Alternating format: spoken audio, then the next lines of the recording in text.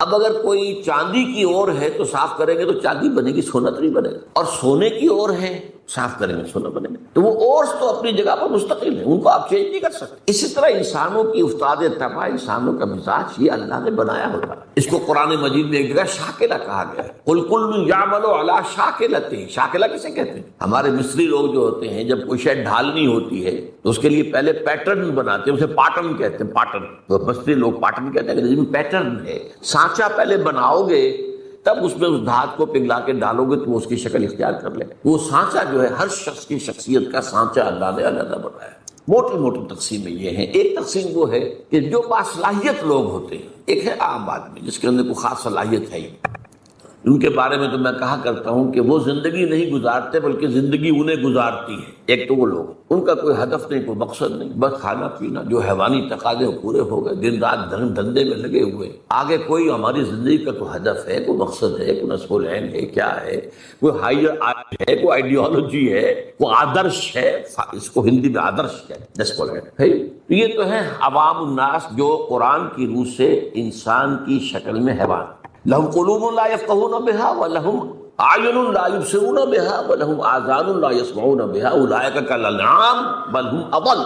یہ تو چوپایوں کے مانند ہیں بلکہ ان سے بھی گئے گزرے ہیں، اس لیے کہ چوپایا تو پیدا ہی اس سطح پر کیا گیا ہے، اسے پیدا کیا ہے، لقد خلقنا الانسان فی احسن تقویم، اور پھر یہ حیوان کی سطح پر زندگی گزار رہا ہے۔ تو ایک جو ان میں صلاحیت کچھ ہے، اب اس میں سے دو طرح کے لوگ نکلے۔ ایک وہ کہ جن کے اندر ایک نیکی اور بدی کی تمیز موجود ہے، اندر حص ہے، مورل لا جسے کانٹ کہتا ہے، جو کچھ سوچتے ہیں، غور کرتے ہیں، چیزوں کو دیکھتے ہیں، اس سے نتیجہ اخذ کرتے ہیں، بنظر عبرہ، جیسے کہ حضور نے فرمایا میرا دیکھنا عبرت کا دیکھنا۔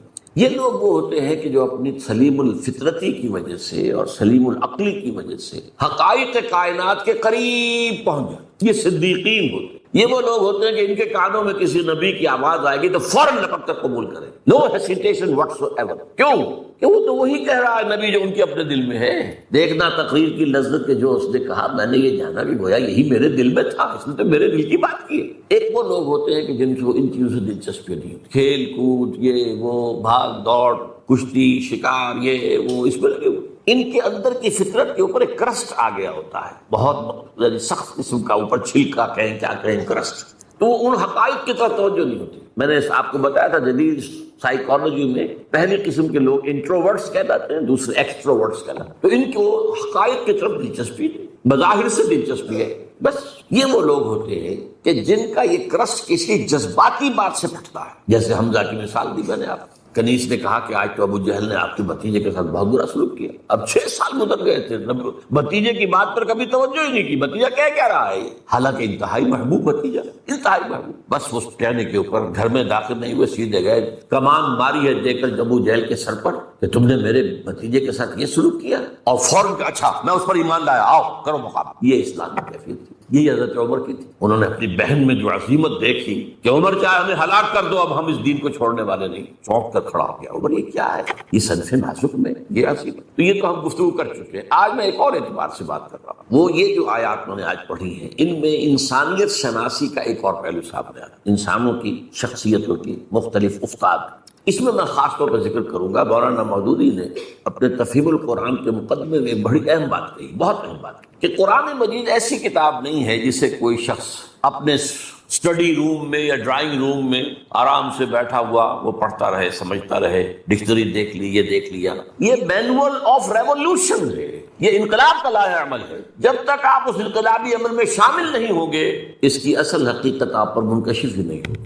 وہ تو اس انقلابی عمل کی اس جد و جہد میں پھر آپ پر وہ کیفیات وارد ہوں گی، آپ کو پھر یاد آئے گا او کیا حالات تھے جب حضرت خباب بن الارت آ گئے تھے حضور کے سامنے فریاد لے کر کہ حضور اب تو یہ ہم سے ظلم برداشت نہیں ہو رہے، یہ ٹارچر اب ناقابل برداشت۔ آپ کو کیسے میں آئے گی کیا کیفیت تھی اس وقت خباب کی؟ وہ تو آپ اس کیفیت سے خود دو چار ہو، کبھی آپ پر کوئی آزمائش آئی ہو، کبھی آپ کے اوپر کوئی ایسا فیصلہ کن مرحلہ آیا ہو، تبھی تو آپ سمجھیں گے۔ تو قرآن مجید کے علم اور حکمت اور اس کے مفہوم اور معانی کا ایک بہت بڑا اہم گوشہ نہیں کھلتا جب تک کہ آپ یہ نہ سمجھے کہ یہ انقلابی دعوت تھی، اور انقلابی دعوت کے اعتبار سے انسانوں میں 4 قسمیں ہوتی، وہی نبیین، صدیقین، شہداء، صالحین۔ اب وہ کون سے 4 ہیں؟ دیکھیے پہلے بات سمجھ لیجئے کیونکہ وقت محدود ہے. ایک لوگ وہ ہوتے ہیں کہ جب بات سمجھ میں آ گئی ہر کے بعد آباد، اب نہ دائیں دیکھنا ہے نہ بائیں دیکھنا ہے، نہ آگے نہ پیچھے، قبول کر لینا بس.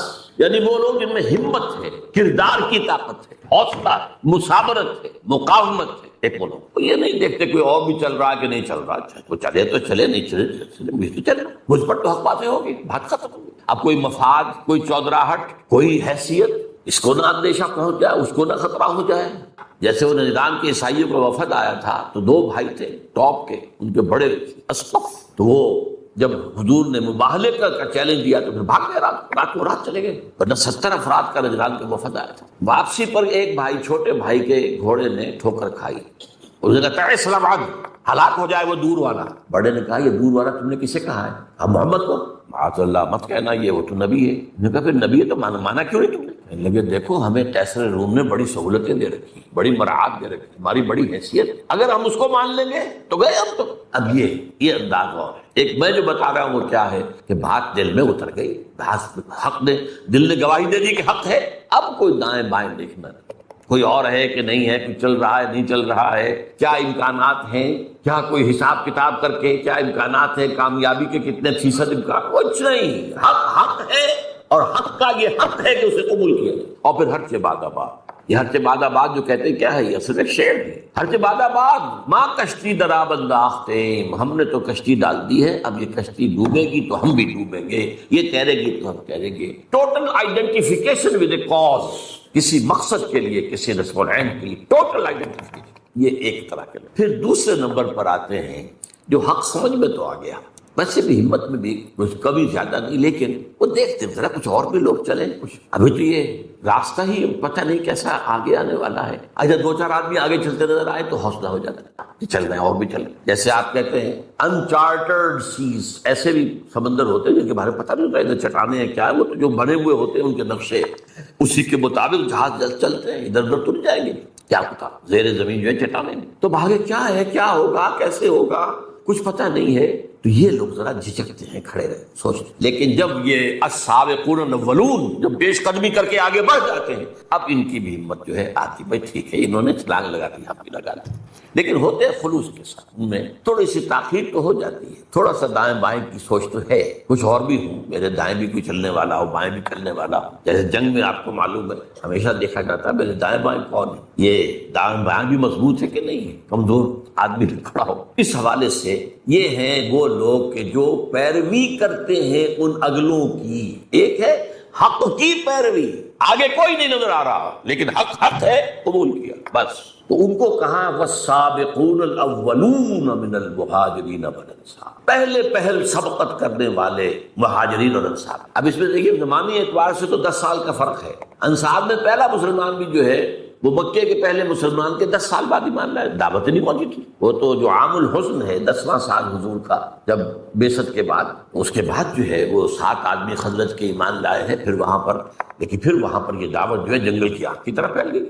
نتیجہ یہ ہے کہ یثرب کہلاتا تھا، اب وہ مدینۃ النبی بن گیا، مدینہ بن گیا. ایک وہ لوگ ہوتے ہیں والسابقون الاولون، انصار میں سے بھی ہے وہ لوگ تھے جن کے سامنے جیسے ہی دعوت آئی فوراً قبول کر لیا، وہ سابقون الاولون میں سے. چاہے ابو بکر سے 10 سال جونیئر ہوں گے، لیکن یہ کہ بہرحال ان کے سامنے جب بھی دعوت آئی ہے اس کے اعتبار سے ان کا وہ جو رد عمل تھا وہ کیا تھا، فوراً حاضر. والسابقون الاولون من المہاجرین والانصار، یہ سابقون الاولون مہاجرین میں بھی ہیں، انصار میں بھی. والذین اتبعوہم بإحسان، اور وہ لوگ جنہوں نے ان کی پیروی کی لیکن خوبصورتی کے ساتھ، انہوں نے پورے دل کے ساتھ پھر ان کی وہ کرتے رہے، پیروی کر. آگے چلنے والوں کے جو ہے ان کے تو رتبے جو ہے پھر بہت بڑے آگے ہیں، بہت ان کے رتبے ہیں سوا، لیکن یہ کہ بہرحال یہ بھی خلوص کے ساتھ چلنے والے، صحیح چلنے والے، پوری شخصیت کو لے کر چلنے والے. فرمایا رضی اللہ عنہ، یہ 2 کیٹیگریز تو وہ ہیں جن کو اب یہ سند اللہ دے رہا، اللہ ان سے راضی ہو گیا، ورضوا عنہ، اور وہ اللہ سے راضی ہو گئے. اللہ سے راضی ہو جانا اس دنیا میں بھی، راضی برضائے رب، جو بھی آ رہا ہے اس پر راضی رہے، اور ایک آخرت میں اللہ راضی کر دے گا.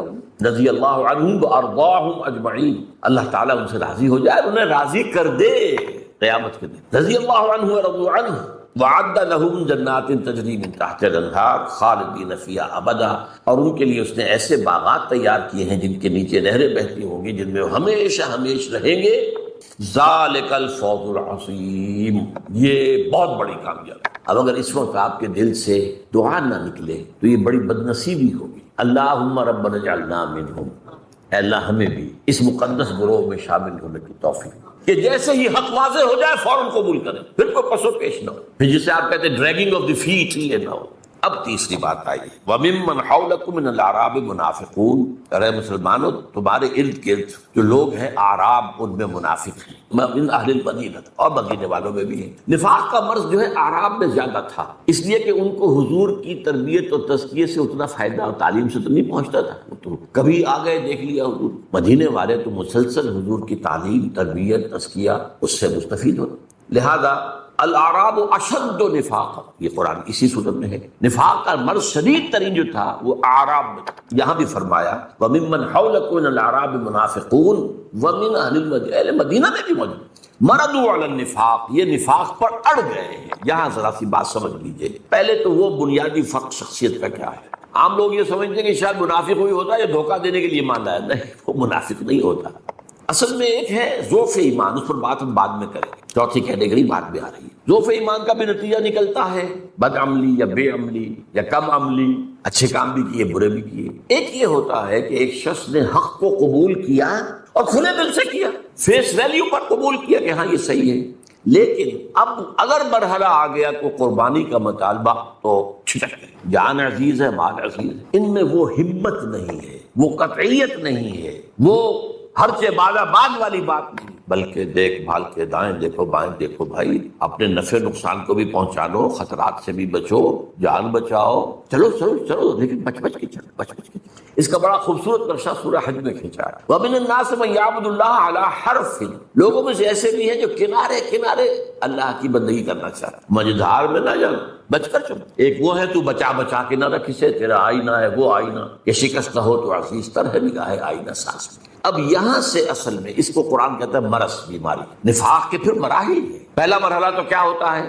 کہ انسان سے کوتاہی ہو گئی اور اس کے بعد جھوٹا بہانہ بنا دیا، نفاق شروع ہو گیا۔ اگر کوتاہی ہوئی اور مان لیا تو یہ نفاق نہیں ہے، مان لیا، توبہ کی، حضور کی خدمت میں بھی حاضر ہو گئے، حضور میں اعتراف کرتا ہوں مجھ سے کوتاہی ہوئی ہے، میرے لیے اللہ سے دعا کی، استغفار کی، یہ نفاق نہیں ہے، یہ ذوف ایمان ہے، وہ جو میں عرض کر رہا ہوں کہ فورتھ کیٹیگری۔ لیکن جب جھوٹ بولا نفاق شروع ہوئے، اور جیسے ٹی بی کے بارے میں مشہور تھا کسی زمانے میں، 3 سٹیجز، فرسٹ سیکنڈ تھرڈ میں آ گئی تو کوئی توقع نہیں بچنے کی، اسی طرح اس کی بھی 3 سٹیجز۔ صرف جھوٹ پر مبنی پہلی سٹیج، پھر جھوٹی قسم، کیونکہ جب دیکھا میں نے بار بار بہانہ بنایا جھوٹا، اب لوگ مسکرانے لگتے ہیں میری بات سن کر، وہ سمجھتے ہیں کہ یہ ہے تو اس کا تو کہاں بھی بہانے بنانا، تو خدا کی قسم، اللہ کی قسم، اللہ کو حاضر ناظر جان کر کہہ رہا ہوں، میری یہ مجبوری ہے، میری بیوی بستر مرگ پر پڑی ہے، میرا فلاں یہ، میں جنگ میں نہیں جا سکتا، میں یہ نہیں کر سکتا، وغیرہ قسمیں۔ اتخذوا ایمانہم جنۃ، انہوں نے اپنی قسموں کو ڈھال بنا لیا۔ اور تیسری سٹیج ہوتی تھی جبکہ دل میں بغض پیدا ہو جائے، یہ نبی نے ہمیں کس مصیبت میں ڈال دیا۔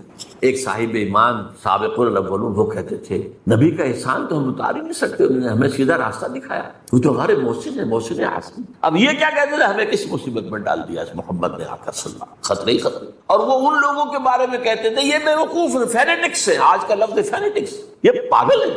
وَإِذَا قِيلَ لَهُمْ آمِنُوا كَمَا آمَنَ النَّاسُ قَالُوا أَنُؤْمِنُ كَمَا آمَنَ السُّفَهَاءُ، اللہ کے بندو تم ایمان لائے ہو تو جیسے اور لوگ ایمان لائے ویسے ہی مان لاؤ، پھر سنو اور مانو، اطاعت کرو، قربانیاں دو۔ مگر ہم کو بے وقوف ہے کیا ہم ایمان لائے جیسے کہ بے وقوف لوگ ایمان لائے؟ یہ تو فینیٹکس ہے، یہ تو دیوانے ہیں، مجنون ہے، جنونی لوگ ہیں۔ اب نہیں، یہ ہے نفاق۔ اب قرآن میں جن لوگوں کی بھی نگاہ ہے بڑی تدریج کے ساتھ، سورہ بقرہ میں صرف مرض کا ذکر کیا، لفظ نفاق نہیں آیا، بیماری ہے، تاکہ جو بھی ہوش میں آ سکتا ہو ہوش میں آ جائے کہ دیکھو تمہیں ٹی بی کی ہو گئی ہے انفیکشن، بھائی فوراً علاج کراؤ۔ اس کے بعد پھر ذرا اور آگے بڑھ کر پھر لفظ منافق آیا سورہ آل عمران میں، غزوہ احد کے موقع پر چونکہ اس کا ظہور ہو گیا، 300 کو لے کر عبداللہ ابن ابی واپس چلا گیا میدان جنگ سے، تو لفظ منافق پہلی دفعہ ہے، پھر سورہ نساء میں کھل کر آیا، اور فائنل سورہ جو ہے سورہ توبہ ہے، پھر یہ کہ لفظ عام کی، لیکن ایک پردہ پڑا رہنے دیا گیا، کسی کو شخصاً منافق نہیں کہا گیا۔ یہ بیماریاں ہیں، یہ کمزوریاں ہیں، ان کی یہ علامات ہیں، ان کا یہ طرز عمل ہے، تاکہ جو بھی ہوش میں آ سکتا ہے ہوش میں آ جائے۔ منافق کہہ کر ابھی انہیں ان پر لیبل نہیں لگایا گیا۔ یہ مرض پھر اپنی پوری انتہا کو پہنچا ہے، یہ جو آخری دور ہے، غزوہ تبوک کا موقع ہے، سخت ترین آزمائش تھی۔ اس کے بعد سے اس لیے لفظ یہاں آیا ہے مردوا علی النفاق، یہ نفاق پر اڑ گئے، انہیں بار بار تنبیہ کی گئی ہے، بار بار تنبیہ کی گئی ہے، ہوش میں آ جاؤ، ایمان لاؤ، صحیح طریقے پر ایمان لاؤ اور اپنے اس نفاق کا پردہ چاک کر دو۔ ان المنافقین فی الدرک الاسفل من النار، منافقین تو آگ کے سب سے نچلے طبقے کے اندر ہوں گے، جہنم کے اندر۔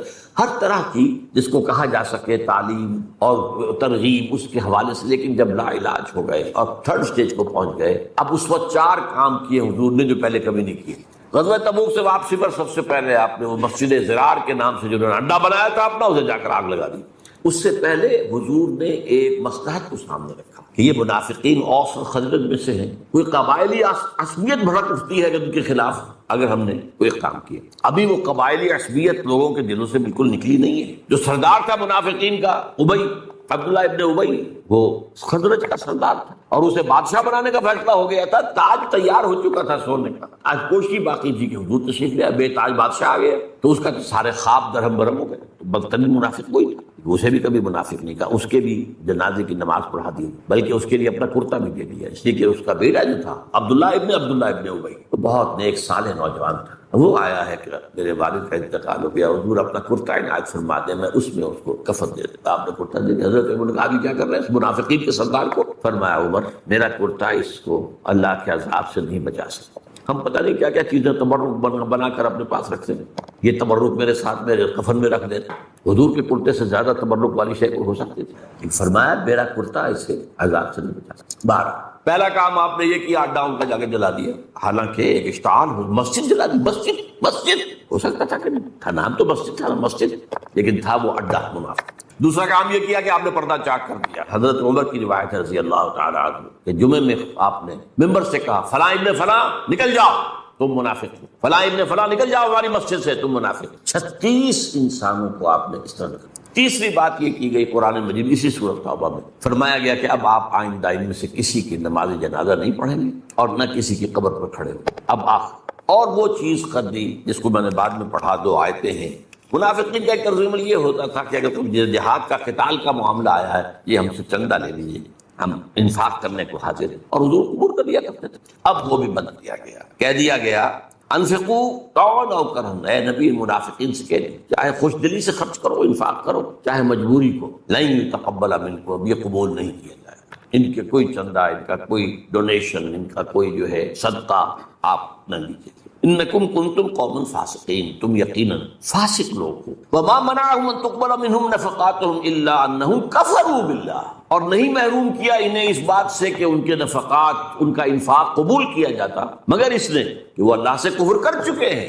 یہ نفاق جب اس سٹیج کو پہنچ گیا تو کفر ہو چکا ہے، اگرچہ کفر ابھی چھپا ہوا کفر ہے، ظاہر نہیں ہے، وہ کفر نہیں جس پر مرتد کہہ لیا جائے، وہ نہیں ہے۔ اس کی مثال میں دیا کرتا ہوں کہ کہیں شہتیر لکڑی کے جو ہوتے تھے، اب تو خیرار شیشے کا زمانہ ہے، تو وہ جو دیمک لگتی ہے وہ اندر ہی اندر چاٹتی رہتی ہے، اندر ہی اندر، لیکن اوپر ایک تختہ رہنے دیتی ہے۔ اتنا ہوش اس انسیکٹ کو بھی اللہ نے دے رکھا ہے، اگر ظاہر ہو گیا تو یہ ہمارا فارم جو ہے یہاں پاچا کر دے گی، اندر کھوکھلا اچانک بیٹھے گا، جب شیطان جب گرے گا بڑھو تو اس کو تو دیمک کھا گئی تھی۔ تو وہ نفاق اندر ہی اندر ایمان کو ختم کر دیتا ہے، ایمان کفر میں بدل چکا ہے، اگرچہ یہ کفر قانونی نہیں ہے، لیکن تم اس سٹیج کو پہنچ چکے ہو کہ جو کفر کی سٹیج ہے۔ اس اعتبار سے اب 4 باتیں ہو گئی، ان کا مرکز جلا دیا گیا، نمبر 1 ان کا پردہ چاک کیا گیا، بہت سو کا، سب کا نہیں، بہت سو کا، جو ان میں اہم تر ہوگی۔ حضور کو روک دیا گیا آئندہ آپ ان میں سے کسی کی جنازے کی نماز نہیں پڑھائی اور نہ ہی ان کی قبر پر کھڑے ہو،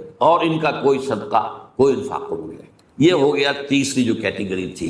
وَمِمَّنْ حَوْلَكُم مِّنَ الْأَعْرَابِ مُنَافِقُونَ وَمِنْ أَهْلِ الْمَدِينَةِ مَرَدُوا عَلَى النِّفَاقِ نَحْنُ نَعْلَمُهُمْ سَنُعَذِّبُهُمْ مَرَّتَيْنِ، ہم انہیں 2 مرتبہ عذاب دیں گے، ثُمَّ يُرَدُّونَ إِلَىٰ عَذَابٍ عَظِيمٍ، اور پھر وہ بڑے عذاب میں ڈال دیے جائیں گے۔ آخرت کا عذاب بڑا ہے، اس سے پہلے برزخ کا عذاب ہے، اس سے پہلے دنیا میں بھی عذاب ہے۔ جو پردہ چاک ہوا، جو رسوائی ہوئی، یہ ساری کی ساری چیزیں ان کے لیے عذاب کے درجے میں تھی کہ نہیں۔ اب چوتھی بات آ رہی ہے، وہ آخرون، یہ اصل میں 2 انتہائی چیزیں تو آ چکی ہیں، 2 اوپر، السابقون الاولون من المہاجرین والانصار، سب سے نیچے منافقین، درمیان میں ایک طبقہ ہے۔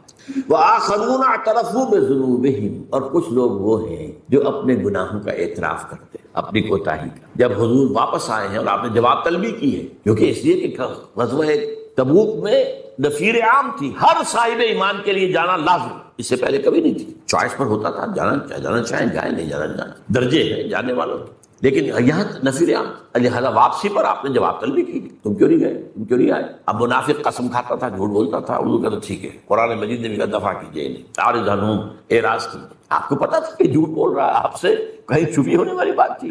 وہ تو آپ صاحب ایمان کے بارے میں بھی اتقوا فراست المومن فإنہ ينظر بنور اللہ، بندہ مومن کی فراست سے ڈرو، وہ اللہ کے نور سے دیکھتا ہے۔ تو نبی کس نور سے دیکھتے تھے؟ لیکن ٹھیک ہے جائیے، اہل ایمان ابو حضور کوئی عذر نہیں ہے۔ میرے پاس بھی کعب ابن مالک کی بڑی لمبی حدیث ہے بخاری شریف کی کہ حضور میرے پاس بھی زبان ہے، میں بھی جھوٹ بول سکتا تھا، بہانے بنا سکتا تھا، لیکن میں تسلیم کرتا ہوں کہ جتنا صحت مند میں اس وقت تھا کبھی نہیں تھا، کوئی بیماری نہیں تھی، اور جتنا غنی میں اس وقت تھا اس سے پہلے کبھی نہیں، یہ بھی نہیں تھا کہ میرے پاس زیادہ راہ نہیں، بس مجھے میرے نفس نے چکما دیا کہ تمہاری سانڈنی جو ہے بڑی طاقتور ہے، مضبوط ہے، یہ رسول اللہ تو چلیں گے 30,000 کا لشکر لے کر تو بڑی سلو رفتار ہوگی نا، تم 2-4 دن اور ٹھنڈی چھاؤں گھر کی راحتیں جو ہے ان سے مستفید ہو لے، پھر تیزی کے ساتھ دوڑتے ہوئے جا کے مل جانا۔ ہر روز یہی چکما اور نفس دے رہا ہے، میں چکمے میں آتا چلا گیا۔ ایک روز اچانک محسوس ہوا کہ اب تو میں چاہے کتنا ہی تیز چلوں آپ کو نہیں مل سکتا، بیٹھ گیا۔ انہیں پھر سزا دی گئی، بائیکاٹ کیا گیا، حکم دے گیا کہ کوئی صاحب ایمان سے بات کرے۔ یہ 3 صحابہ تھے۔ اب ان کے بارے میں جو فرمایا جا رہا ہے یہاں سے کیٹیگری تو آپ نے سمجھ لی۔ وآخرون اعترفوا بذنوبہم خلطوا عملا صالحا وآخر سیئا، انہوں نے گڑبڑ کر لیے ہیں اپنے اندر، اچھے کام بھی برے کام بھی۔ ظاہر بات ہے کہ اگر ایمان زیادہ مضبوط نہیں ہے تو کیا ہوگا، گناہوں کا صدور، لیکن معافی مانگے گا آدمی، استغفار کر لے گا، توبہ کر لے گا، اللہ معاف فرمانے والا ہے، لیکن رہے گا تو ایسے ہی نا، ڈاما ڈول، کبھی ادھر کبھی ادھر۔ تو خلطوا عملا صالحا وآخر سیئا، انہوں نے خلط ملط کر دیے ہیں، نیک اعمال بھی اور برے اعمال بھی۔ عسى اللہ یتوب علیہ، امید ہے کہ اللہ ان پر عنایت فرمائے گا، ان کی توبہ قبول کر لے گا، ان کے استغفار کو شرف قبولیت عطا کر دے گا۔ ان اللہ غفور رحیم، یقین اللہ غفور رحیم ہے۔ خذ من اموالہم صدقۃ، اے نبی ان کے اموال میں سے صدقہ قبول کر لیجئے۔ منافقین کا کوئی صدقہ قبول نہیں ہے، لیکن ان میں سے خذ من اموالہم صدقۃ تطہرہم بہ وتزکیہم، تطہرہم وتزکیہم بہا، یہ صدقہ جو یہ اللہ کی راہ میں دیں گے، انفاق کریں گے اور آپ اس کو قبول کر لیں گے تو ان سے تطہیر ہوگی، ان کا اندر پاک ہوگا، گناہوں کے جو اثرات ان کے باطن میں ہیں، ان کی شخصیت کے اندر، وہ اس میں سے دھل جائیں گے۔ اور تزکی، زکوٰۃ، یہ ان کے لیے تزکیے کا ذریعہ بن جائے گا، اندر کی پاکی کا۔ وصلی علیہم، اور ان کے لیے آپ دعا بھی کیجیے۔ وہاں منافقین محروم ہو گئے۔ استغفر لہم او لا تستغفر لہم ان تستغفر لہم 70 مرۃ فلن یغفر اللہ لہم، اسی سورۃ توبہ کی آیت۔ اس منافقت کے موضوع پر یہ چوٹی کی صورت ہے، ٹاپ کی، کلائمیکس۔ اے نبی آپ چاہیں ان کے لیے استغفار کریں چاہے نہ کریں، آپ 70 مرتبہ بھی استغفار کریں گے تب بھی اللہ معاف نہیں کرے گا۔ یہ دوسری بات ہے کہ حضور کی شخصیت کا پہلو آپ نے فرمایا، اگر مجھے معلوم ہوتا کہ 70 بار سے زیادہ استغفار کرنے پر اللہ انہیں معاف کر دے گا تو میں 70 بار سے زیادہ کرتا، لیکن انداز میں یہ کہ کرنا ہے ہی نہیں، 70 مرتبہ 70,000 مرتبہ بھی کر لگے تو معاف نہیں، لہٰذا میں نہیں کر سکتا۔ تو فرمایا خذ من اموالہم صدقۃ تطہرہم وتزکیہم بہا، اس صدقے کے ذریعے سے تطہیر ہوتی ہے اور تزکیہ۔ اسی لیے جو مالی عبادت ہے اسلام نے اس کا نام زکوٰۃ ہے۔ کیوں؟ تزکیے سے بنائی لفظ، یہ بھی انسان کے دل کے اندر کی باطنی جو صفائی ہے اس کا ذریعہ، اس لیے کہ انسان کو روگ کیا ہوتا ہے، جو روگ میں نے کہا تھا مرض، حب دنیا، حب مال، حب جان، اور سب سے بڑی شے حب مال، یہ انڈیکس ہے، جتنی محبت ہوگی مال کی اتنی ہی نفاق کا امکان ہوگا زیادہ، لہٰذا یہ مال نکالو نکالو نکالو نکالو نکالو، دو طرح، اسی سے تزکیہ ہوگا، اسی سے اندرونی پاکیزگی ہوگی۔ خذ من اموالہم صدقۃ تطہرہم وتزکیہم بہا وصلی علیہم، اور ان کے لیے دعا کیجیے۔ ان صلاتک سکن لہم، آپ کا ان کے حق میں دعا کرنا ان کے لیے بڑا ہی باعث تسکین ہے، سکون دینے والی ہے۔ ظاہر بات ہے ان کے اندر تو اب ایک خلجان ہے نا، میں یہ کیا کر بیٹھا، کیا مجھ سے غلطی ہو گئی ہے، یہ ساری چیزیں جو اندر کی کیفیات ہیں، تو جیسے ہم کہتے ہیں کہ زخم کے اوپر پھاہ رکھ دیا گیا، تو ایسے ہی آپ کی جو ان کے لیے آپ کا استغفار جو ہے سکن لہم، وہ ان کے تسکین کا ذریعہ بنے گا۔ واللہ واسع علیم، اور اللہ یقیناً بہت وسعت والا اور جاننے والا ہے۔ الم یعلموا ان اللہ هو يقبل التوبۃ عن عباده ويأخذ الصدقات،